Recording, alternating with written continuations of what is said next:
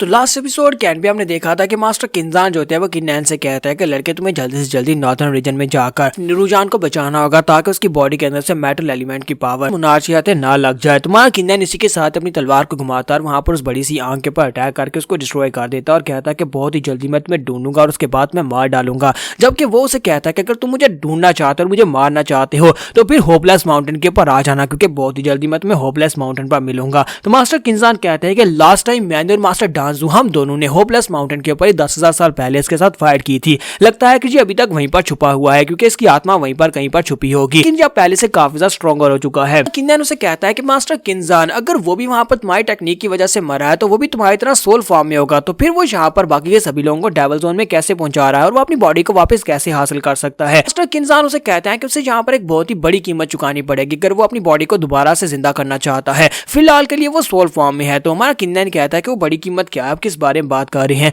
तो मास्टर किंजान उसे कहता है कि उसे यहाँ पर कम से कम आधे कॉन्टिनेंट के लोगों को मारना होगा, तब जाकर उनके सैक्रिफाइस के बाद ही वो अपनी बॉडी को हासिल कर पाएगा। इसके लिए उसे यहाँ पर डायरेक्टली उन सभी लोगों को मारने की जरूरत नहीं है। वो यहाँ पर कुछ लोगों को डेविल जोन में पहुंचाता है। जब एक बंदा डेविल जोन में पहुंच जाता है तो उसकी आत्मा जो होती है वो सैक्रिफाइस हो जाती है और वो आत्मा जो होती है वो सीधी डीमन किंग के पास चली जाती है। और जब वो डेविल जोन में पहुंचा हुआ बंदा आगे किसी को मारता है तो उसकी आत्मा सैक्रिफाइस होती है और वो भी उसके पास चली जाती है। उसने यहाँ पर बस यही करना है, उसने यहाँ पर बड़े बड़े सिटीज के अंदर कुछ लोगों को डेविल जोन में पहुंचाना है और वो लोग उसका काम कर देंगे। जहाँ पर मुझे लगता है कि बहुत ही जल्दी उसकी मेन बॉडी उसे मिल जाएगी। जब उसे यहाँ पर उसकी मेन बॉडी मिल जाएगी तो फिर से यहाँ पर एक बहुत ही बड़ी कैटास्ट्रोफी होने वाली है। जैसा 10,000 साल पहले हुआ था बिल्कुल वैसे रिपीट होने वाला है। डीमन किंग इस बार पहले से ज्यादा पावरफुल होकर वापस आएगा। किन्नैन कहता है तो फिर इसका मतलब यह है कि मैं जल्दी से जल्दी उसे ढूंढना होगा, क्योंकि अगर वो यहाँ पर दोबारा से अपनी बॉडी को हासिल कर लेता है तो कोई भी सेफ नहीं है। जल्दी से जल्दी उसे ढूंढकर खत्म करना होगा इससे पहले कि वो अपनी फुल पावर्स को हासिल करे। तो मास्टर किंजान उसे कहते हैं कि वेस्ट में जो प्रॉब्लम्स थी वो सारी की सारी सॉल्व हो चुकी है। हियर ट्राइब को तुमने हरा दिया है और साथ ही तुम्हारा ट्राइब भी बिल्कुल सेफ है। तो मुझे लगता है कि तुम्हें नॉर्दर्न रीजन की तरफ निकलना चाहिए। तुम्हारा किन्नैन कहता है तो फिर ठीक है, मैं जाकर लिली को गुड बाय बोल देता हूँ। तुम्हारा किन्नैन लिली के पास जाकर खड़ा होता है। लिली उसे कहती है प्लीज मुझे माफ करना, मैं यहाँ पर इस जगह को छोड़कर तुम्हारे साथ नहीं जा सकती क्योंकि मुझे फिलहाल के लिए यहाँ पर अपने ट्राइब का ख्याल रखना और यहाँ पर इनको प्रोटेक्ट करना है। तो किन्नैन कहता है कोई बात नहीं, मुझे लगता है कि तुम्हारे पास यहाँ पर एक बहुत इंपॉर्टेंट मिशन है अपने लोगों की रक्षा करने का और तुम मुझे बहुत अच्छे से निभाओगी। तो वो उसे कहते हैं मुझे ये बताओ कि तुम वापस कब आओगे, क्या तुम दोबारा मुझसे मिलने के लिए आओगे। तो वो कहता है हाँ क्यों नहीं, मैं दोबारा तुमसे मिलने के लिए आऊंगा, लेकिन इस बार मैं यहाँ पर पूरे के पूरे कॉन्टिनेंट को बचाने के लिए जा रहा हूँ। मैं किसी एक फैमिली या फिर किसी एक बंदे को बचाने के लिए नहीं जा रहा। इसलिए उसकी बात सुनने के बाद सोच रही होती है कि इस लड़के के गोल्स तो बहुत ज्यादा बड़े हैं, यानी कि इसके एम्बिशंस काफी ज्यादा बड़े हैं और मैं कभी भी इसके एम्बिशन के रास्ते में नहीं आऊंगी। किन्नैन उसे कहता है कि मुझे लगता है कि अब ज्यादा टाइम नहीं है, मुझे जल्दी से जल्दी यहाँ से निकलना होगा, लेकिन अगर यहाँ पर तुम्हें किसी भी चीज की जरूरत हो या फिर तुम्हें प्रोटेक्शन की जरूरत हो तो मेरा छोटा भाई यहीं पर है। तो वो कहती है तुम किसकी बात कर रहे हो। तुम्हारा किन्नैन कहता है लगता है कि तुम मेरे छोटे भाई को भूल गई हो, वो वहां पर देखो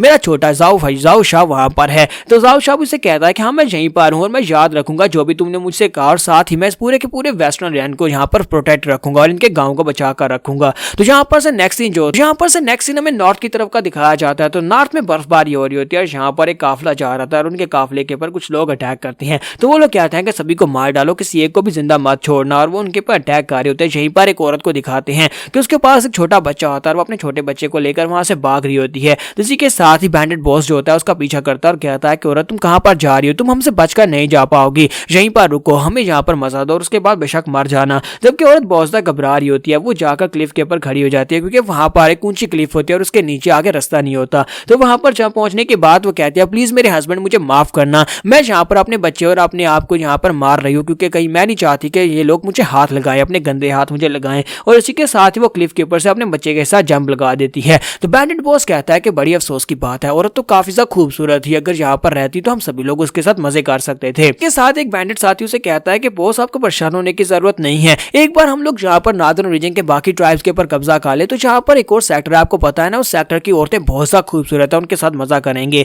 तो बॉस कहता है हाँ तुमने बिल्कुल ठीक कहा, चलो पहले जहाँ पर इन सभी के पास है माल लूट लिया, उसके बाद जाकर किसी लड़की को ढूंढकर मजे करते हैं। जबकि हमारा किन्नैन वहां पर पहुंच जाता है। किन्नैन कहता है कि तुम लोगों ने यहाँ पर बहुत ही घटिया काम किया है, तुमने एक औरत को उसके बच्चे के साथ यहाँ पर सुसाइड करने पर मजबूर कर दिया, तुम सभी लोगों को जिंदा रहने का कोई हक नहीं है। तो वो लोग चलाकर उसे कहता है कि लड़के तुम कौन हो, तुम यहाँ पर हमारे मैंगुई बैरक के साथ किस तरह से बात कर रहे हो, क्या तुम्हें पता नहीं है कि मैंगुई बैरक यहाँ का सबसे पावरफुल फोर्स है। किन्नैन उसे कहता है कि मैंगुई बैरक के बारे में मैंने कभी नहीं सुना, ये मैंगुई बैरक कहाँ पर है और तुम लोग कितने स्ट्रॉन्ग हो तो भी पता चल ही जाएगा। और साथ ही वो अपनी तलवार को उनके सामने करता है। जबकि बॉस से कहता है कि लगता है कि अब तुम्हें यहाँ पर दिखाना ही पड़ेगा, तुम अपनी तलवार को हमारे सामने आ रहे हो तो फिर हमें भी तुम्हें यहाँ पर अपनी पावर्स दिखानी पड़ेंगी। और इसी के साथ वो सभी लोग डेविल जोन में चले जाते हैं। तो किन्नन कहता है कि देखो ये सभी के सभी यहाँ पर डेविल जोन में चले गए। लगता है कि डीमन किंग ने पहले यहाँ पर आकर इन सभी को डेविल जोन में पहुंचा दिया हुआ है। तो बॉस अपने साथियों से कहता है कि जल्दी से अटैक करो और सभी लोग किन्नन के ऊपर अटैक करने के लिए आगे बढ़ जाते हैं। लेकिन सभी लोग बहुत ज्यादा कमजोर होते हैं। किन्नन के सामने ये कुछ भी नहीं है क्योंकि वो डिवाइन राम की पीक पा रहा है। तो वो एक ही स्ट्राइक के साथ सभी को मार डालता है।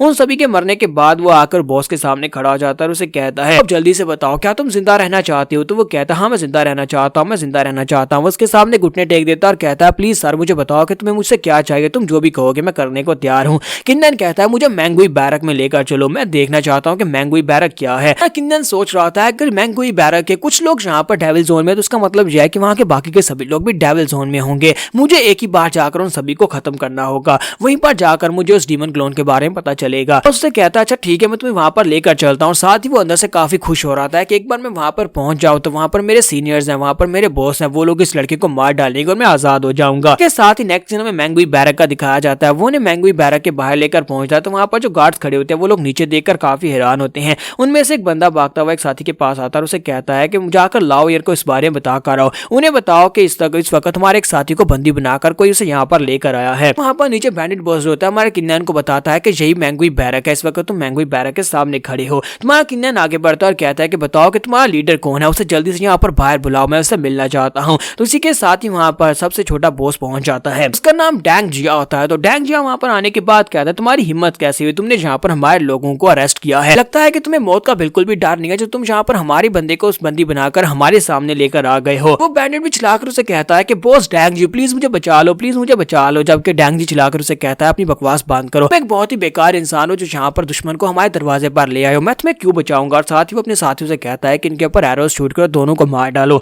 और इसी के साथ ही वहां पर से तीरों की बरसात हो जाती है। तो किन्नन अपनी अर्थ टाइप की ब्लड लाइन को यूज करते हुए अपने एंटीडेक शील्ड बना लेता है अपने आप को बचाने के लिए। जबकि वो एरोस जो होते हैं बॉस के ऊपर आकर लगते हैं उस बैंडिट के ऊपर, वो बैंडिट वहीं पर मर जाता है। तुम्हारा किन्नन कहता है कि ये शील्ड तो काफी ज्यादा इफेक्टिव है, मैंने इस शील्ड के साथ सभी एरोस को ब्लॉक कर लिया। डेंजर चिल्लाकर उसे कहता है कि ऐसा कैसे हो सकता है। साथ वो जंप करते पीछे की तरफ भाग जाता है और कहता है कि मैं जाकर अपने बिग बॉस को बता कर आता हूँ, मैं अपने बड़े भाई को बता कर आता हूँ, तुम लोग इसे यहीं पर रोको। तुम्हारा किन्नन जो होता है उनके दरवाजे के ऊपर अटैक करता है, दरवाजे को तोड़ देता है और साथ ही उसका अटैक जो होता है जाकर उस डैंगियर को भी लगता है, यानी डैंग जी को भी लगता है और डैंग जी वहीं पर मर जाता है। डैंग जी के मरने के बाद उसके साथी जो होते हैं अब वो भागते हुए सीधे मेन रूम में जाते हैं और जाकर बॉस को बताते हैं। वो उसे कहते हैं कि आपका छोटा भाई मर गया है। ये बात सुनने के बाद बॉस का गुस्सा हो जाता है और कहता है कि ऐसा कैसे हो सकता है, मेरा यंगर ब्रदर कैसे मर सकता है। तो इनकी एक मिडिल वाली सिस्टर भी होती है, तो वो कहती है फर्स्ट ब्रदर मुझे वहां पर जाने दो, मैं जाकर बदला लेकर आती हूँ, अपने सेकंड ब्रदर का बदला मैं लूंगी। तो इसी के साथ वो अपने साथियों को लेकर दरवाजे के बाहर आ जाती है। तुम्हारा किन्नन कहता है क्या बस तुम्हारे पास इतनी ही आर्मी है।